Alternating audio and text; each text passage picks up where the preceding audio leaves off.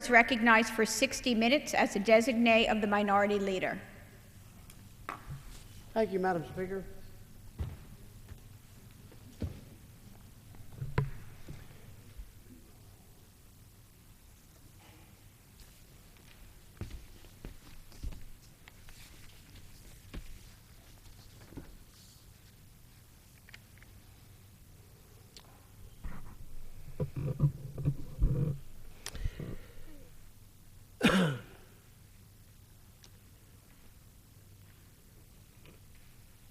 Nancy Pelosi became the first elected female Speaker of the House in the history of the United States.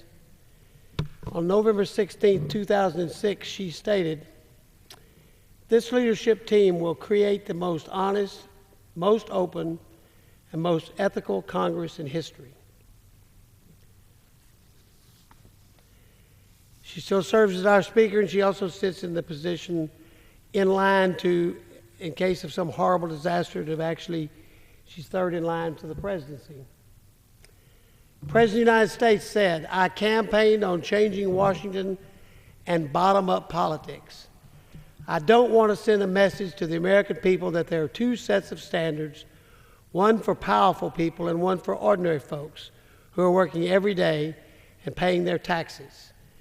President Barack Obama said this to CNN on February the 3rd, 2009.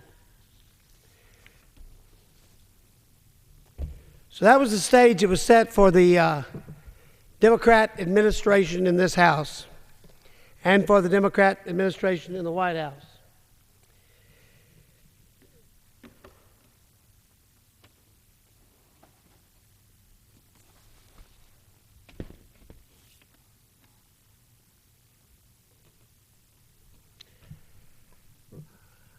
I've been on the floor of this House now for about 18 or 19 months talking about lots of things, about how that we have rules for a reason, and when we believe as Americans in the rule of law. It's as sacred as anything that there is of a secular nature in this country, that we believe that law and fairness, it's so important to us that we have laws and that each person is treated fairly under those laws. And there are no exceptions. As the President said, we want a world that we live in that says everybody in this country is not only created equal, but are going to be treated like equal under the law. And we've had lots of examples where that didn't happen. And that's part of the turmoil that has moved around this nation for over 200 years. But the average American citizen, down deep in his soul, in his heart, he wants that world. She wants that world. The American citizen wants a world that says the law treats everybody equally and fairly. And when we go to our court systems or we go under the rules that we operate under, we expect others to follow those rules the same way. And we expect those who are in a position of enforcing those rules or seeing that conduct is policed up when those rules are broken. We expect them to treat everybody equally and accordingly. We've got a volume of rules for this House of Representatives that's about that thick. And it is written in such fine print that you have to have reading glasses to read it, even when you're young. And when you're my age, you certainly need bifocals and trifocals just to read the fine print. But we also have people that have served in this Congress for decades and dealt with these rules, and they understand and they know these rules. Speaker being one of them. And when we make a promise to this House that we will have the most honest, open, and ethical Congress in the history of the Congress, that kind of promise is important to the American people because that's exactly what they were looking for from this Democrat administration. And sometimes, and many times, I stand here all by myself on the floor of the House talking about these things. Occasionally somebody comes forward and joins me. But I think the members of this House in their souls expect that. I think every American citizen expects that.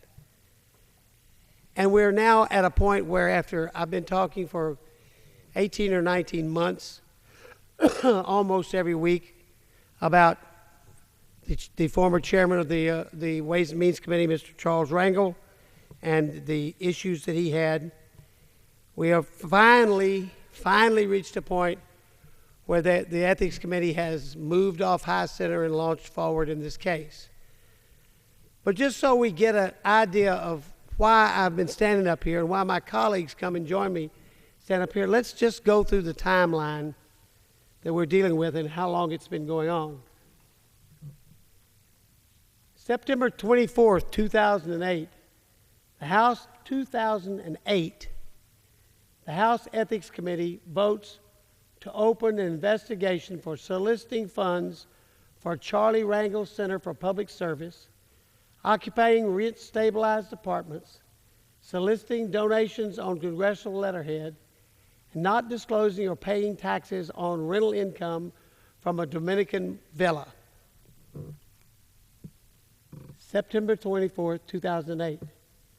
November 6th through the 9th, 2008, Mr. Rangel leads the Citigroup-funded congressional junket to the Caribbean. December the 9th, 2008, the Ethics Committee expands the investigation to include Rangel's efforts to preserve tax breaks to a donor to the Rangel Center. January 28th, 2009, Representative Carter, Republican from Texas, introduces the Rangel Rule, a bill to eliminate all IRS penalties and interest for paying taxes past due. The reason for that rule being that that's the way the IRS treated the chairman of the Ways and Means Committee, and I took the position that was only fair. August the 12th, 2009, Rangel amends his financial disclosure forms for 2002 to 2006, effectively doubling his wealth that he now acknowledges to the country. October 6, 2009, Representative Carter introduces a resolution demanding that Rangel step down as the Ways and Means Chairman from the Ways and Means Chairmanship. October the 8th, 2009, the Ethics Committee expands the Rangel investigation to all 2009 financial statements. February 26, 2010, the Ethics Committee admonishes Rangel for accepting the Caribbean trip. March 3rd, 2010, Rangel steps down as chairman of the Ways and Means Committee after Representative Carter prepares to introduce another privilege resolution. July 22nd, 2010, the Ethics Committee announces that its subcommittee investigating Rangel alleges House rules violations and that they will be made public on July the 29th. So from September the 24th of 2008 to July the 29th of 2010, this House dealt with the issues concerning Mr. Rangel. What's not on this board, and should be, is that on the floor of this very House, and really what launched us all into realizing this was all going on, was Mr. Rangel stepped before the House and told us every one of these things. Every one of them. And said he had turned himself into the Ethics Committee. Well, I'd like to explain that those of us that deal with the law have a saying: justice delayed is justice denied. And that's one of the reasons why we have speedy trial acts in many jurisdictions in this country, because justice delayed is justice denied. Now, when we're talking about justice, we're not talking just about justice for the individual defendant. We're talking about justice for everyone involved. And if it's a criminal case, we're talking about the kind of justice where the state, representing the people of a state or of this country, is desiring justice on behalf of the people. And the defendant is desiring justice on behalf of the defendant. And it doesn't really matter who it is or who is being denied this justice, whether it be the people as represented by the state, or whether it be or the government, or whether it be the individual who may be the defendant who's looking for individual justice, any undue delay in dealing with a problem like this is justice denied. So we're in July. We're just 1 month and 30-some odd days. Maybe let's just be honest and call it 2 months. We're just 2 months away from 2 years of dealing with a situation which Mr. Rangel stood right there at that microphone and told us about for over an hour on the floor of this House. Now, let me say, having seen some very unusual releases by the Ethics Committee about the scope of their investigation, I will say they have done a very comprehensive and a very effective investigation in this case. And I want to say that from the outset, because I'm certainly not in any way demeaning the work ethic of that committee. But when we have the leader saying that we have to deal with this, you have to say, how does this compare with other cases? How does this compare with the kind of justice that we were seeking in other times? There was a time in the not-too-distant future when one whole half of this House, the half that was in the majority at that time, was accused by the minority of every one of us in the Republican side being involved in a culture of corruption because of certain issues that very validly were dealt with both by the Justice Department, ending some people up in prison, and by our Ethics Committee. It is the duty and the responsibility of the leadership that leads this House of Representatives to make sure, and that leadership is headed by Nancy Pelosi, to make sure that we are going forward, and we're going forward in a very effective way, and that we are getting to the root of the problem as quickly as possible. And I would argue that this 2 years less 2 months that we have been dealing with the Rangel case, which is still not resolved, and now there's at least some speculation that there will be no resolution of this issue until after the November elections, or at least after the New York primary elections. And, you know, the primary voters ought to know the resolution of this problem. They ought to know what's going to happen as they go to vote in the New York primary. But it doesn't look like we're going to resolve it even by the time the voters have a chance to express their opinion, one way or the other, against any of the candidates that are involved. I think that that's justice denied. Now we're moving forward, and I'm not rushing. I've had people ask me questions about resolutions and so forth. I believe in the system, and I'm hoping this system is now off high center and moving forward with haste. But it takes that kind of, sometimes it takes somebody like me just down here talking to remind folks we have a duty to everybody in this House, everybody in this country, and to the individuals that are accused to resolve the issues. And this issue has been on the forefront for a long time.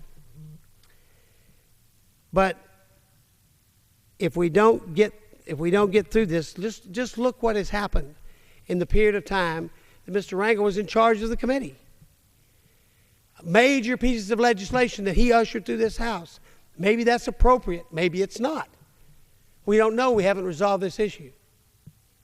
We don't know whether any of these allegations have been actually addressed. And we don't know what the outcome is going to be. And we're probably not going to know before the people of New York have a chance to go vote in their primary. I don't think that's the right way it ought to be. I don't think the average American thinks that's the right way it ought to be either.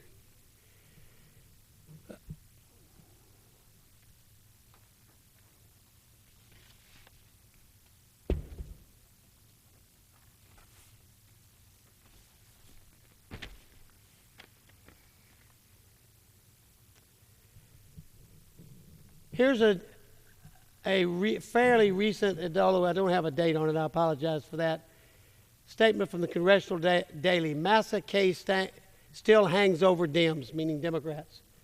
For House Democrats, how soon will other ethics shoes drop? And how hard? The House Ethics Subcommittee finding last week that Representative Charles Rangel, Democrat of New York, violated congressional ethics rules and comes at a politically awkward time in these months before the November 2nd midterm elections. So I guess this is very current. Little word has emerged from another ethics panel reviewing whether Speaker Pelosi and other House leaders, I think that's supposed to be with plural, or their aides mishandled initial complaints of the sexual harassment against former Representative Eric Massa, Democrat from New York, by male staffers. So here we have another issue that is hanging out there, and you say, well, why are you in such a hurry? What's the big hurry on this? When did this happen? What's the timeline? Well, let's excuse me, let's compare this timeline to a timeline we know. Because we had another event in this House where there are allegations of sexual misconduct. And so we're going to talk about both of them and compare them and see where we are. Mark Foley case. This was back when the Republicans were in charge of the House of Representatives. On September 29, 2006, Representative Foley resigned after allegations of inappropriate sexual behavior with House pages. On October 5th, 2006, a week and a half, Ethics Committee launches the investigation. On December the 8th, 2006, Ethics Committee concludes the investigation. Foley's investigation totally 70 days. The accusations were, did the House, under Republican leadership, what did the House leadership know ahead of time about Mark Foley and the allegations against him? We have the Eric Massa case. What are the allegations? What did the Democrat House staff know and about the allegations against Mr. Massa, and at what time did they know it? How far before it was actually reported? On March the 8th, 2010, Representative Massa resigns. On April the 21st, 2010, the Ethics Committee launches the investigation. The investigation today is 141 days and counting. And it's not resolved. Now the question we have to say is, let's have a comparison. Takes twice as long under the Democrats by our little example right here as the Republicans, and still counting, so it may be, heck, if you look at the Rangel case, it may be 2 years before it's resolved, and maybe it's next week. I don't know when it's going to be, but the point is, already we're 141 days into exactly the same kind of allegations. What did the Speaker and the Majority Leader know? And in the case that involved the Republican-led Congress, it was resolved in 70 days. In the case under the Democrat-led Congress, we're at 141 days and counting. So there is a responsibility here when you are in the leadership of this House of Representatives. You have to, the committee has to move, and it has to move at a pace. And believe me, even though the committee is exactly the same number of people, Democrats and Republicans, on the Ethics Committee, it still has a chairman and a ranking member. The chairman is in charge of the majority, and the ranking member is in charge of the minority. But the chairman leads the committee, and the chairman is appointed by the Speaker. So here we are. Let's compare the two ethics committees, one Republican-appointed chairman, one Democrat-appointed chairman, and I have nothing against the chairman. In fact, I happen to like the lady a lot. I really do. But the facts are, they're not moving at the speed they need to move at to get justice done. There may be absolutely nothing to this. It may be a slight mishandling, and it was resolved in 70 days under the Republicans. We're at 141 days and counting right now.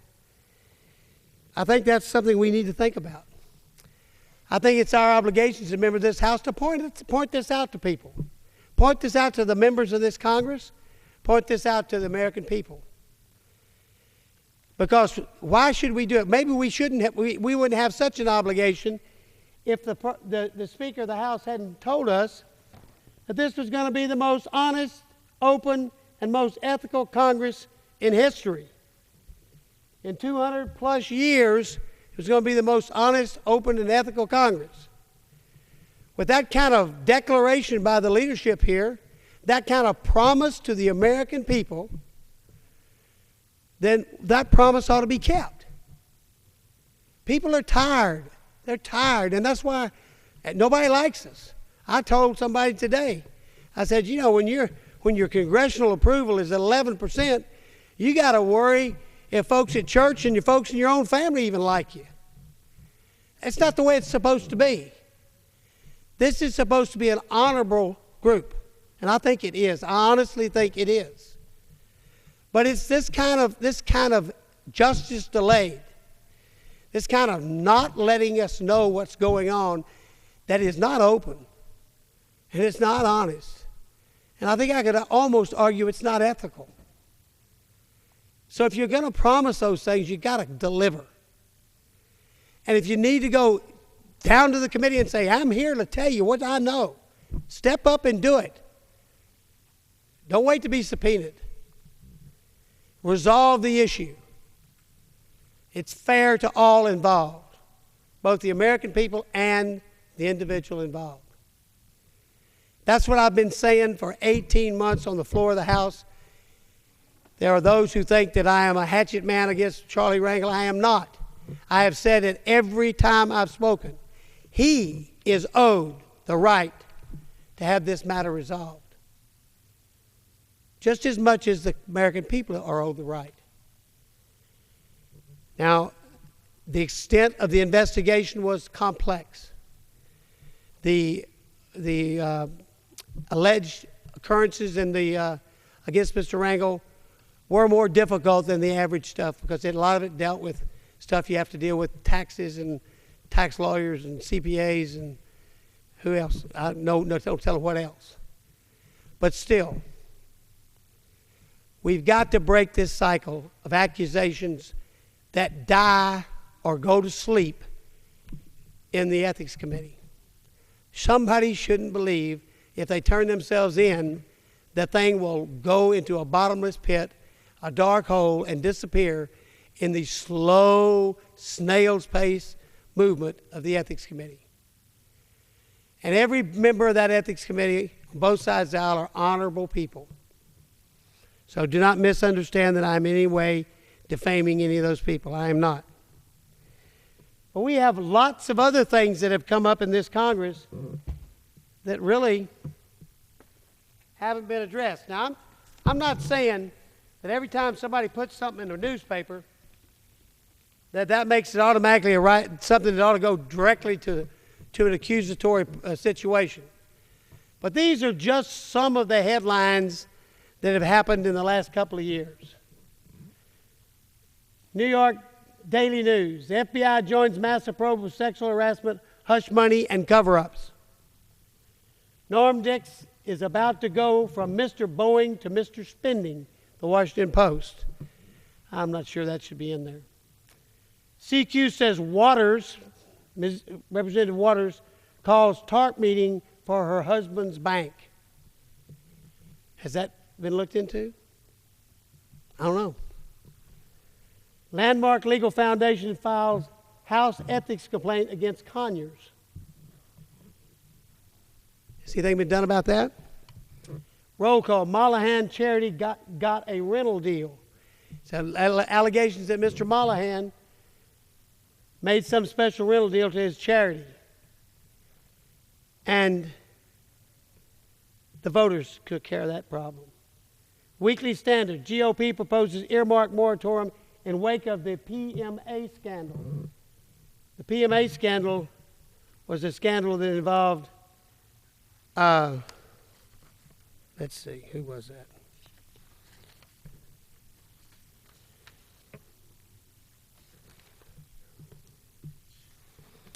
Please forgive me, I'm a little under the weather tonight.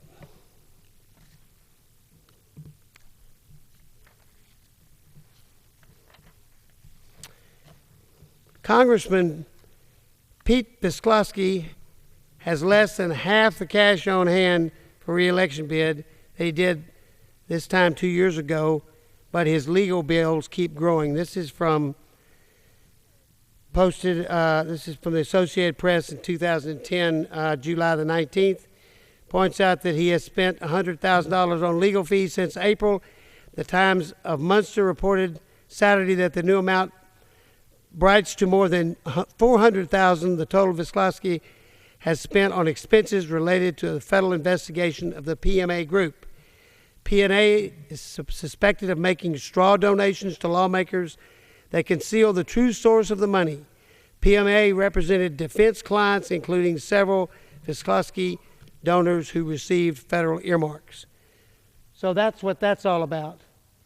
The Republicans decided to have a moratorium on earmarks in light of the PMA scandal, because I guess the way we Republicans looked at it was enough's enough. Geithner tax woes examined. Now this is an old story, but the Secretary of Treasury, who we saw on the talk shows this weekend, talking to us about the economy and how we should believe that things are getting better and how we should trust that things are getting better. He received an extra payment with the taxes included in a separate check, the way I understand it, to pay his taxes, and he didn't pay his taxes. And when he got appointed to the Treasury, to be the Secretary of Treasury, it came out that he hadn't paid these taxes, and so he paid the taxes, and he may have even paid the interest, but I don't think he paid a penalty. So he's about half the Rangel rule. Rangel didn't pay penalty or interest. The average taxpayer who doesn't pay pays both penalty and interest. And, you know, here's the problem with all this stuff about whether you paid penalty and interest, whether you paid your taxes on time, were you treated differently than the average guy? There's a lady, and I'm not going to mention her name, but she's at our grocery store where we shop back home in Texas. And her son failed to pay some taxes. And he was just a guy. And he did the best he could to try to explain why he didn't pay the taxes. The taxes were not as sizable, anywhere near as sizable as the ones either involved in Geithner or Rangel's case. And that young man spent 3 years in the Bastrop Federal Penitentiary, Bastrop, Texas. And his mother told us this at the H-E-B grocery store in Round Rock, Texas. A lot of people come to judges, former judges like me, and tell them stories about problems that their family's having. I guess because we used to be in the business, and we might give them some compassion, I suppose. But the point is, I'm not saying anybody deserves to go to the penitentiary in these cases. That's up to the Justice Department. If the Justice Department fairly and equitably does its job, which seems to be in some question right now, then they will deal with it. And I still have faith in the justice system of the United States, and I still want to have faith in the Justice Department. But going back to where we started, most importantly of anything, Americans want to be treated equitably by those who enforce the rules. And arguably, Mr. Geithner and Mr. Rangel got special treatment. Could one of you girls bring me a glass of water? So sometime later on this week, we're going to have a resolution, the beginning of a resolution of Mr. Rangel's case. The White House, which we certainly, this Congress Ethics Committee doesn't have anything to say about the workings of the Secretary of Treasury. But there doesn't seem to be anything being dealt with at all by the White House on Mr. Geithner. There's other accusations about the White House. Mr. Rahm Emanuel served on the board of the Freddie Mac. Oh, bless you, dear. Thank you. Freddie Mac, while that so-called fraudulent lending practices were going on, and he just says he didn't notice them, I guess. It doesn't seem to interfere with what he's doing at the White House. Even though he came to this Congress with $25,000 worth of Freddie Mac donations, and the White House is now giving $200 billion to Freddie Mac. And in the meanwhile, Mr. Emanuel was living rent-free in the basement of one of our other members in this Congress. All these things have been raised, but they've disappeared because he's no longer under the House Ethics Committee. And so I guess it's up to the administration to give us justice on those issues, or even look into them. Now, we're leaving out the Senate money trial of former Illinois Governor Blago, however you say his name, and possible involvement of House members and allegations against Mr. Conyers of Michigan, the fact that there was a conviction of former Congressman William Jefferson, the sex payroll scandal of former Congressman Tim Mahoney, and we could review these cases for a long time, but there's no reason to go into those things. But all these things have to be brought up because we are not the most open, ethical Congress in the history of this United States. It was promised, and that promise has not been delivered upon. And I think that we have a duty as members of this House to examine that and wonder why the leadership of this House has not delivered on that promise. I don't expect the Speaker to know or be in charge of every private life of every member here. God forbid. Nobody wants that. That's way beyond the scope or the pale. But there are duties and responsibilities that leaders have. And I would argue that we saw what happened when other leaders had accusations against them, because in the Republican Congress, they resolved those. They went there, gave their side of the story, got it resolved in 70 days. We're still waiting to resolve a almost identical case. The question was, what did the Speaker of the House, Hastert, know about the Mark Foley case? The question here, what did the Speaker of the House, Nancy Pelosi, know about the Massa case? Why 70 days versus 141 days? That's a question we ought to be answering ourselves. I don't have the answer. I have the question. I can make some presumptions. The answer is maybe failure to cooperate. Maybe not. Maybe I'm too busy to talk to you today. Maybe not. Who knows what the reason is? But there's 70 more days in one investigation than the other. The other's resolved. The one that's 71 days older is not resolved.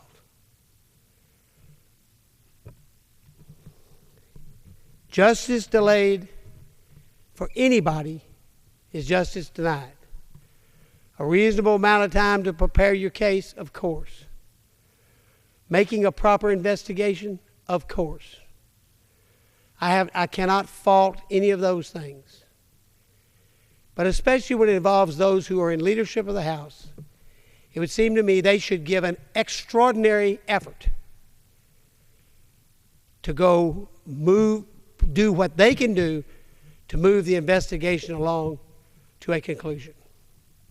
If it means volunteering to go before the committee at the very soonest possible time and setting aside other things like fundraisers in San Francisco or trips to Chicago and going before the Ethics Committee and resolving the issue. Seems to me that's the way it ought to be done. That's what the American people would expect.